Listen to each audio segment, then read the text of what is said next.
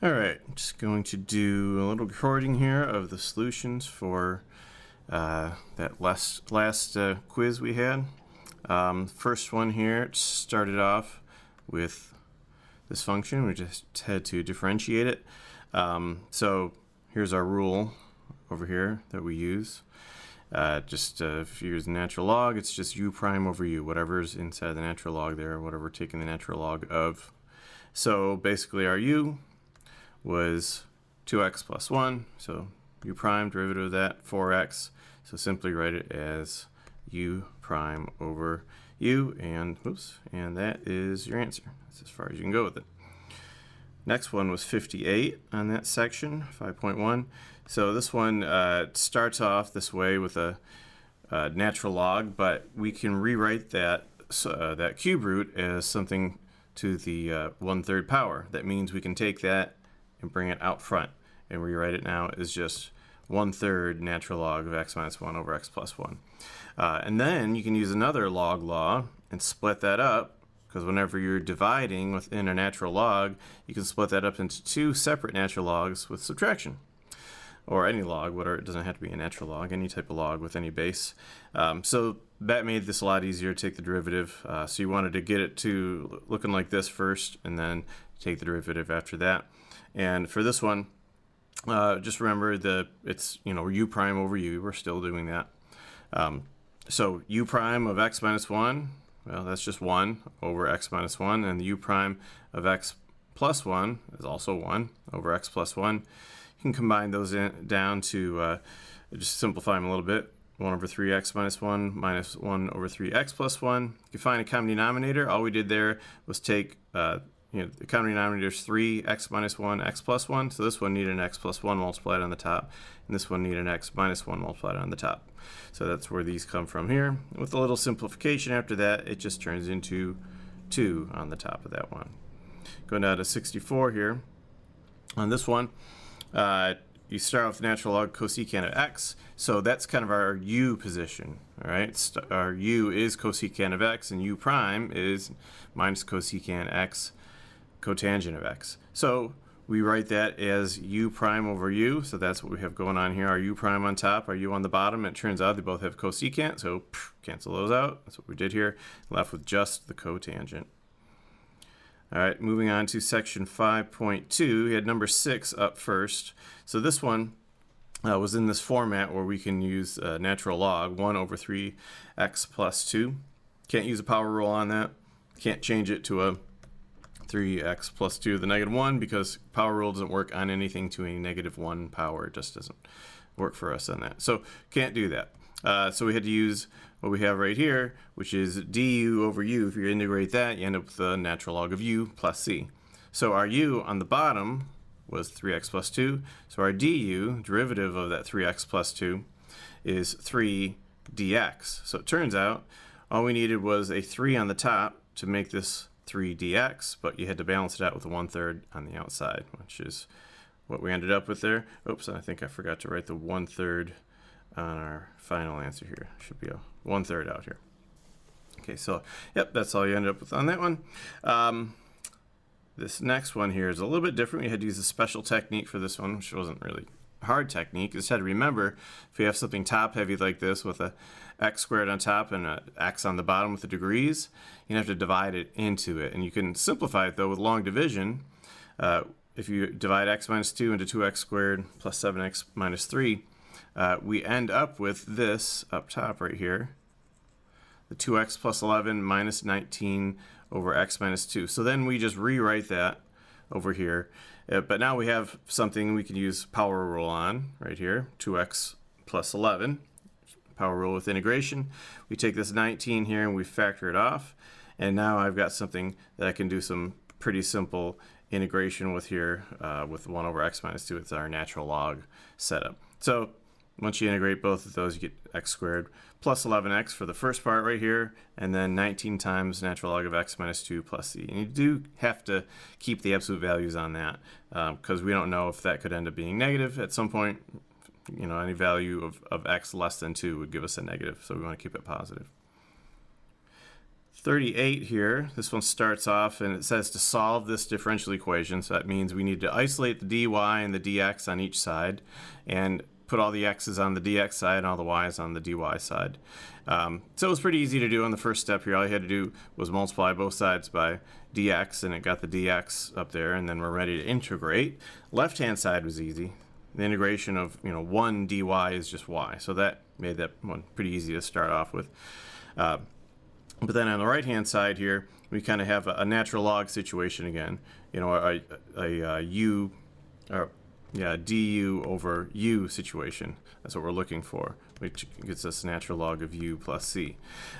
So in this case, our u on the bottom was the x squared minus 9. The du is 2x dx. So this actually had everything we needed for our du right here already. So we didn't have to do any special, put something outside the integral sign or anything. So we were able to jump right into integrating that to natural log of x squared minus 9 plus c. But this was a problem where we had to come up with a particular solution.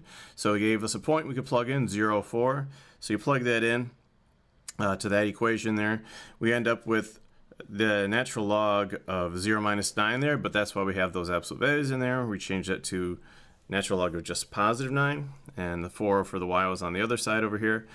So when you solve that, you just get c equals 4 minus natural log of 9, and just simply had to plug that in here for our c. So that's our final answer there. And at any time as you're watching this video, want to pause or rewind to take a closer look at any of the steps, by all means do that. And if you have any specific questions on anything, by all means ask when possible. Okay, this next one here is with a definite integral, so you had to use the natural log rule again. In this case, it was pretty easy setup, 1 over x plus 2. You got u on the bottom, which was x plus 2. Du was just, well, 1 dx, so it's already set up the way we need it. So we end up with just natural log of absolute value of x plus 2. And then we're ready to plug some numbers in. Remember, you always start off with your upper bound first. That's what you plug in here, and then subtract from that the lower bound down here. So we ended up with natural log of 1 plus 2, which is natural log of 3. And then this ended up being negative 1 plus 2, which is natural log of 1 here. But natural log, or any base of 1 is equal to 0, because b to the 0 power equals 1, if you think about the definition of logarithm. So this whole thing just goes away, and you're just left with natural log of 3 for your final answer on that one. All right, on to section 5.4. So start off number 42 on this one, which was y equals e to the negative x squared. And we're asked to find the derivative. So here's our rule to remember here for finding derivative with e to the u. It's e to the u times u prime. So basically figure out whatever the derivative of our u is. So our u in this case, negative x squared. So derivative of negative x squared is negative 2x. So we simply just have to do e to the negative x squared times u, rearrange a little bit, make it a little nicer, and we just end up with that right there. So it's kind of an easy one to start off. Next one really wasn't that hard. It's just you had to use the product rule on this first chunk right here.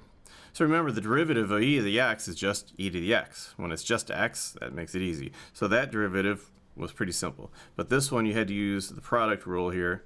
So you had u prime v, so it was 1 for derivative of x, and v didn't change, so it was just e to the x, and then it was u, then v prime. So what's the derivative of e to the x? Still e to the x. So this guy simplified down, and it turns out you have an e to the x here from this one, and then a minus e to the x here from this one, so those cancel out. You're just left with our last term, which is x e to the x for our derivative. All right, moving on here, number 58. This one we're given y equals natural log e to the x, also finding the derivative. So you can use that rule of u prime over u again, where our u in this case is the e to the x. Our u prime would be also e to the x.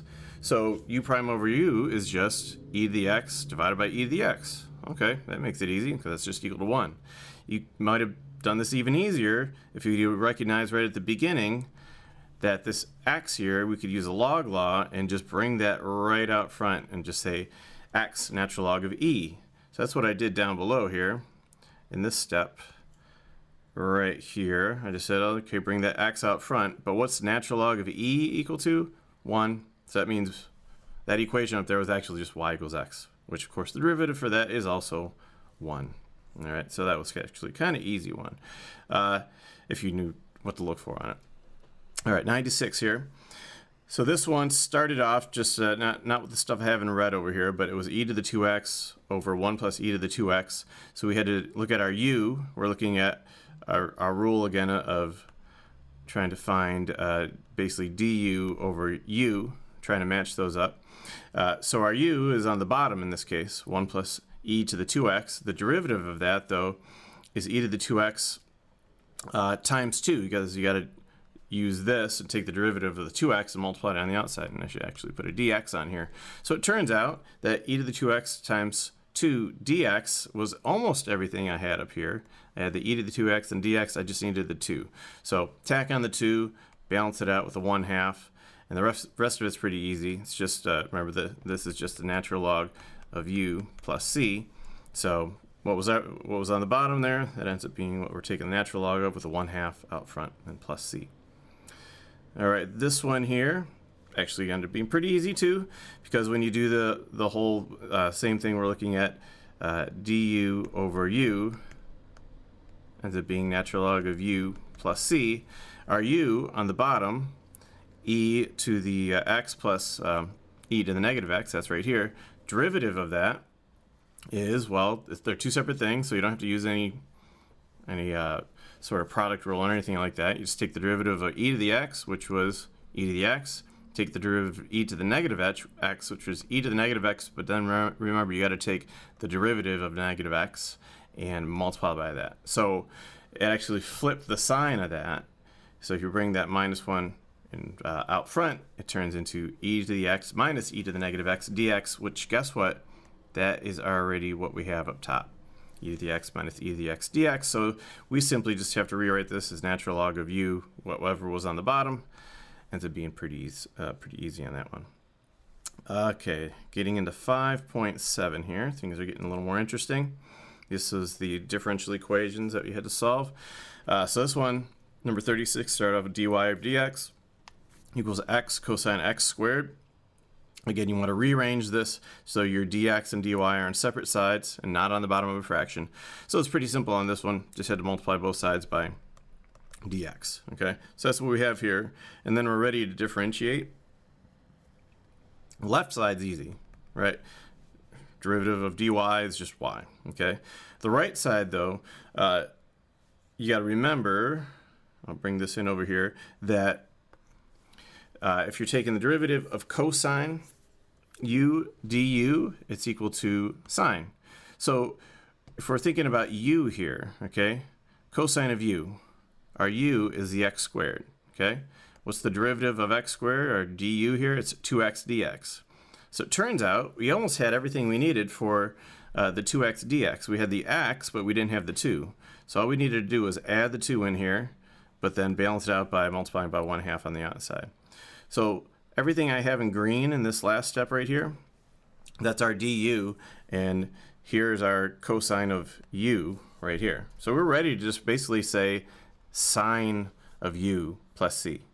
So sine of u being x squared, but don't forget the 1/2 out front, plus c. So that one you kind of had to stop and think a little bit about it and make sure you use the right technique on it. This one was a little bit easier than that one, in my opinion. So only thing you had to remember is change your y prime to a dy dx and then rearrange. And when you rearrange that, remember you want the dx on the upside, but when you do that over here, you end up with y dx. We don't want that, so you divided both sides by y. That's why y ends up on the bottom here. You divide both sides by x. That's why x ends up on the bottom here. Then you can integrate. But those are pretty easy integrations, right? I mean, that integration of 1 over x by definition is natural log of x. That's our easiest natural log we can do for that. So the left side then just turns into natural log of y. The right side is natural log of x, but don't forget the plus c. Okay, so we have the plus c on there. I put c1 because we're going to change that a little bit. So what we do, this is that trick, because I can't have a natural log of y, I want y. So we take e and raise both sides to or both sides are to the power of e, or e to that power, basically. It's always hard to say that one. So that makes the left-hand side, remember, e to the natural log of x is just equal to x. So e to the natural log of y is y. And that's just one of our properties of logarithms. But on the right-hand side, this I am going to change into e to the natural log of x times e to the c1. Because remember, we have a rule that says if I'm raising a power like x to the a plus b, and I'm multiplying two like bases, I can basically split it back up to make it look like this. Usually we're taking this and going this direction. We're just kind of undoing it instead of moving it in this direction. So that way I can say e to the natural log of x and then e to the c1. But then we say, well, let's let c equal e to the c1. It's still a constant. E is a constant. It's not changing. So that just gives us y equals x times c, or cx if you want to write it a little nicer. All right, this next one was actually one that it was an assignment that I had, one of the things I'd assigned in class. So if you've done it, that's great. It's made this one a little bit easier. But there's a little trick you had to do up front on this one. So let's zoom in on this part a little bit.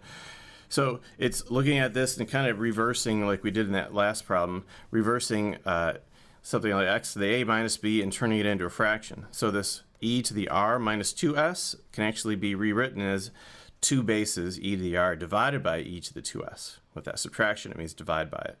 And then I was able to split this up and say, okay, let's bring the ds over to the right and keep the dr over there, but bring this e to the r over here. We have to divide by it. So ultimately, we end up at this step here where now we are ready to integrate. Well, there's one more thing we could do. I changed the e to the r on the bottom of this to just a regular e to the negative r. That's that reciprocal property. And the 1 over e to the 2s can be turned into an e to the negative 2s. Now you can integrate this thing a little bit easier.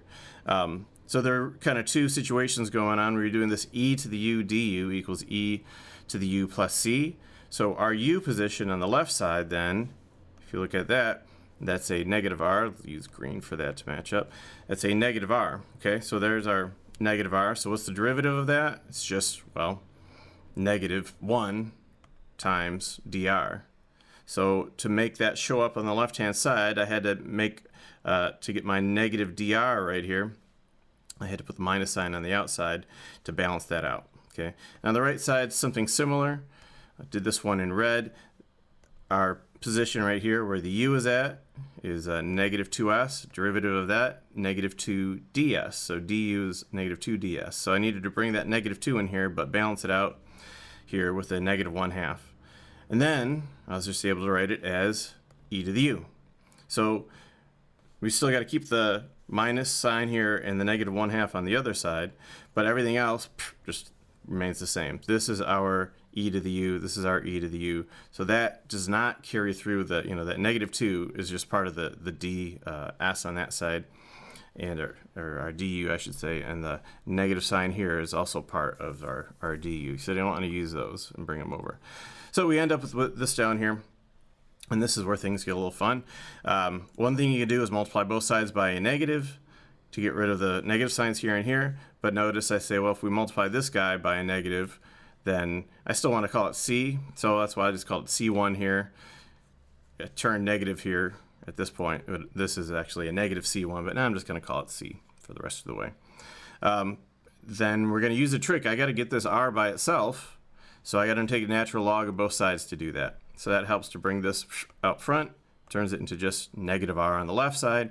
On the right side, though, I've got two things I'm taking the natural log of, so I can't do that trick on this side. I just got to basically write them together. I'm going to bring this minus sign I had here over to the right side. So we end up with that. So that's the general solution, but now we want the particular solution. We're actually given an initial condition on this one of 0, 0, basically. R equals 0, S equals 0. And if you plug those in, remember, e to the 0 is 1. This ends up being 1 also. So 1 times a half, that's where we get the half from, and the 1 right here. Solve that, and you get c equals a half. So basically, we just plug that into our c up here and get our final answer. R equals negative natural log of all that.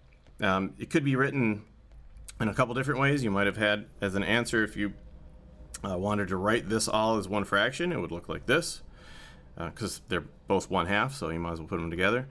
And another trick is, well, you had this minus out front. Well, what if we brought this up here and said this is all to the -1? Well, that's a reciprocal, so you could have actually taken this fraction and just flipped it, but then not have the minus sign out front. This is the way the book wrote it, but I would have accepted any one of these answers here.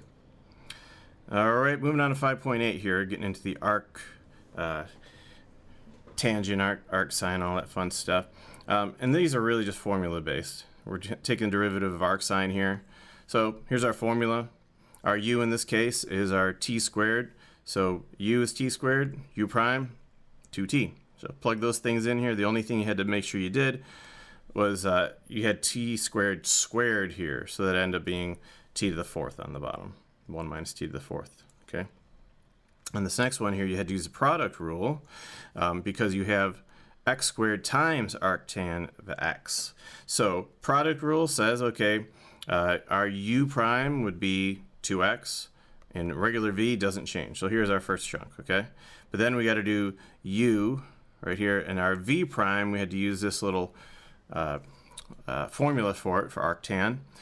But it was pretty easy because it was just arctangent of x. Didn't have any special u going on there. So it was just x squared times 1 over 1 plus x squared. That's our derivative of u. Remember, that's just derivative of x, which is just equal to, I'll do it this way, derivative of x, which is just equal to 1.